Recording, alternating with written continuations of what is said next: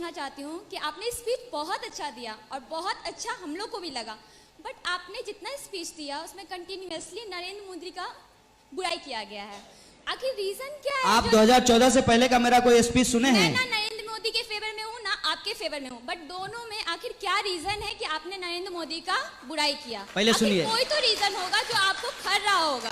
2014 के पहले का मेरा कोई स्पीच आपने सुना है? नहीं, मैं अभी आपको सुनी हूँ और अभी का मैं आपको तो अभी आप क्यों सुन रहे हैं? क्योंकि अभी आपको मीडिया कह रहा है कि सुनिए, इसलिए आप सुन रहे हैं। इतने अच्छा बोला, इतने अच्छा आपने विचार प्रकट किया, बट आखिर कोई तो रीजन होगा जिसके कारण आपको नरेंद्र मोदी का कुछ बुरा लग रहा होगा कि नहीं नरेंद्र मोदी इस चीज में बुरे हैं। इस सवाल का जवाब आपने दिया हुआ है। सिंपल इसका जवाब मैं बार बार देता हूं। नरेंद्र मोदी आज देश के प्रधानमंत्री हैं और बतौर नागरिक हम आज के प्रधानमंत्री से सवाल करेंगे, देश के पहले प्रधानमंत्री से सवाल नहीं करेंगे। ये सिंपल सी बात है। और रही बात मेरी वफादारी पे, यदि आपको शक है, सिंपल समझ लीजिए कि मैं एक पार्टी के खिलाफ हूं और दूसरी पार्टी का अंध समर्थक हूं। अगर ऐसा आपको लगता है तो 2014 में हम पैदा नहीं हुए थे, हमारा जन्म जो है उससे पहले हुआ है। 2014 से पहले भी हम फेसबुक पे थे। तो आप थोड़ी कृपा कीजिए, थोड़ा मेहनत कीजिए और 2014 के पीछे का जाकर के हमारा टाइमलाइन चेक कर लीजिए। मोदी जी के खिलाफ कसम से एक शब्द नहीं बोला है हमने। किसके तो शिकार हो गए हम? क्यों? जब गुजरात के वो चीफ मिनिस्टर थे तो क्या उनमें आपको कोई बुराई नजर नहीं आई?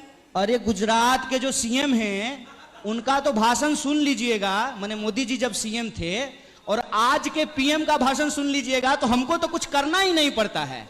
Gujarat CM, when Narendra Modi was the CM of Gujarat, is completely adverse with current PM.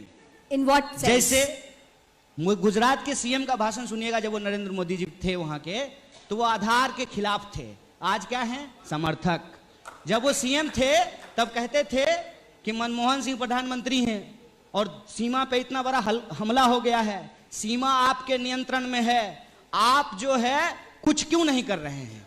नहीं, आज बात सीधे पलट दी है। तीसरा सवाल, जीएसटी का विरोध करते थे मोदी जी, वो अपने विपक्ष आज समर्थन कर नहीं कर रहे हैं। नरेंद्र मोदी की पेट्रोल का जब दाम बढ़ता था, तो वो प्रधानमंत्री से इस्तीफा मांगते थे और स्मृति जी अपना चूड़ी भेजते थे प्रधानमंत्री को। आज क्या कर रहे हैं? ठीक है, पर कन्हैया देश 2014 में नहीं बना है। देश का इतिहास हजारों साल पुराना है। ये इनकी बेईमानी है कि ये इतिहास को 2014 से देखना चाहते हैं। नहीं, पर 2014 से पहले भी 2014 से पहले भी इस देश का प्रधानमंत्री का विरोध हुआ है। क्या इस देश में इंदिरा गांधी जी का विरोध नहीं हुआ? पीवी नरसिम्हा राव का विरोध नहीं हुआ? मनमोहन सिंह जी का विरोध नहीं हुआ? तो मोदी जी का विरोध कर रहे हैं तो कौन सा अपराध कर दिए हैं ये तो बताइए। मोदी जी देश है क्या? मोदी जी देश नहीं है ना, तो मोदी जी का विरोध करना देश विरोध कैसे हो गया ये हमको समझा दीजिए जरा सा। सत्ता का खेल इस रूप में है कि किसी एक ऐसे व्यक्ति को देश में हो रही सारी समस्याओं का जिम्मेदार ठहराया जाए जो अपने बचाव में कुछ बोल ना पाए। जैसे नेहरू जी, उनकी हालत तो हमसे भी ज्यादा खराब है। हम तो कम से कम यहां आकर के अपना पक्ष रख रहे हैं, नेहरू जी का पक्ष कौन रखेगा? मुंबई में पुल गिर गया, कुछ लोग नेहरू जी को जिम्मेदार ठहरा रहे हैं। मसूद अजहर को ग्लोबल टेररिस्ट घोषित नहीं किया यूएन, और उसमें चाइना ने खिलाफ में वोटिंग की, वीटो का इस्तेमाल किया। लोग नेहरू जी को कोस रहे हैं। तो हमारे प्रधानमंत्री जब झूला झूल रहे थे चीन के राष्ट्रपति के साथ, तो कान में कह देते कि मसूद अजहर को इस बार कर दीजिएगा आतंकवादी घोषित। एक सवाल मेरा ये बनता है कि आखिर आपको नरेंद्र मोदी से दिक्कत क्या है? आपकी टाइमलाइन भरी रहती है, राहुल गांधी के खिलाफ आपने कभी एक लफ्ज नहीं बोला। तो हम पहले ये बात जानना चाहते हैं कि नरेंद्र मोदी साहब की क्या दिक्कतें हैं, अब गिनाइए। सबसे पहली बात तो यह है कि मुझे नरेंद्र मोदी जी से कोई दिक्कत नहीं है। लाइन दे रहे हैं आप। समस्या यह है कि नरेंद्र मोदी जी जिस पद पे बैठे हुए हैं उस पद की गरिमा का ख्याल है मुझे। और मैं बार बार ये कहता हूं कि मैं किसी भी व्यक्ति के खिलाफ नहीं हूं। मेरी लड़ाई किसी व्यक्ति से नहीं है, मेरी लड़ाई संविधान के मूल्यों को स्थापित करने की है। और मैं समझता हूं कि इस देश की सरकार संवैधानिक मूल्यों के खिलाफ है। तो जब हम संवैधानिक मूल्यों की बात करते हैं वो अपने खिलाफ इस बात को समझ लेते हैं, और इसको मैं इस रूप में कहता हूं, और ये बहुत गंभीर बात है। इस देश में अंग्रेज जो काम अधूरा छोड़कर गए थे, अंग्रेजों की चापलूसी करने वाले उस काम को आज पूरा कर रहे हैं।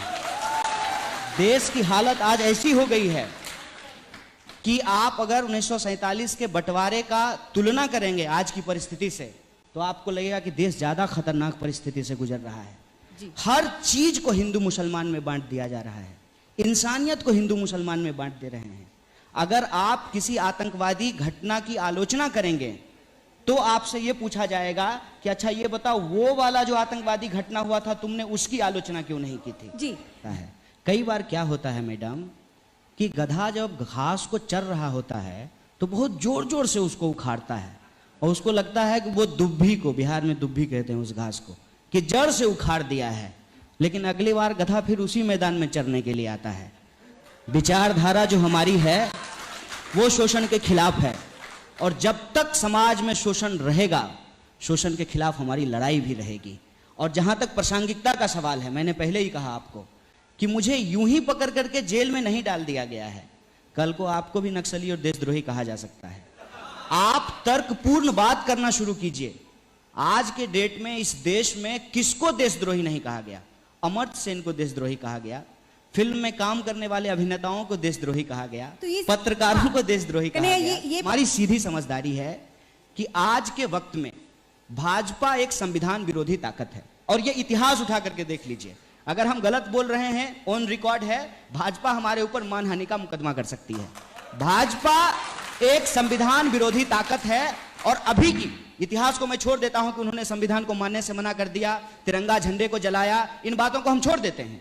अभी दिल्ली में दिन दहाड़े संविधान की कॉपी जलाई गई, और उस मामले में ना पुलिस ने कोई एफआईआर किया, ना किसी की गिरफ्तारी हुई, और बाबा साहब भीमराव अंबेडकर मुर्दाबाद के नारे लगाए गए। इसलिए मैं कहता हूं कि जो संविधान विरोधी ताकतें हैं, सरकार सीधे तौर पे उसको प्रश्रय देती है। ऐसी परिस्थिति में आप क्या में ऑल्टरनेटिव लेकर आ रहे हैं? आपके पास क्या ब्लूप्रिंट है? आप बताइए। देखिए, भाजपा को गाली देना बहुत आसान है, आज तो सबसे आसान है। कन्हैया जी, हम आपसे ये सवाल पूछ रहे हैं। भाजपा को गाली देने वाले लोगों की हत्या हो जाती है। गौरी लंकेश का उदाहरण आपके सामने में है। तो अब तो बचा इनके पास कुछ भी नहीं है, तो एक नारा लेके चलते हैं, जय श्री राम, जय श्री राम। अब इस नाम से तो वो लोगों को तकलीफ होती है कि धनेश्वर महतो हिंदू होकर क्या बोलता है। धनेश्वर महतो हिंदू हुए, सनातन धर्म का हूं, लेकिन मैं धर्म की आड़ में राजनीतिक नहीं करता हूं, जो ये भाजपा ही करते हैं। ये भगवान का नाम बेच के अपने अंदर किसी भी भाजपाई में काबिलियत नहीं है कि 4 वोट मांग ले। ये भगवान का नाम, देवी देवताओं का नाम बेच के अब तो बंगाल में एक नई चीज चला दिया है इन्होंने। ममता दीदी कह रही हैं दुर्गा मां की जय, भाजपा ही कह रहे हैं जय श्री राम। क्या दुर्गा माता की जय कहने से, जय श्री राम कहने से क्या हमारे देश को रोजगार मिल जाएगा? क्या हमारा देश तरक्की कर लेगा? हम किस ओर जा रहे हैं, कहां जा रहे हैं, यह सोचने का विषय है।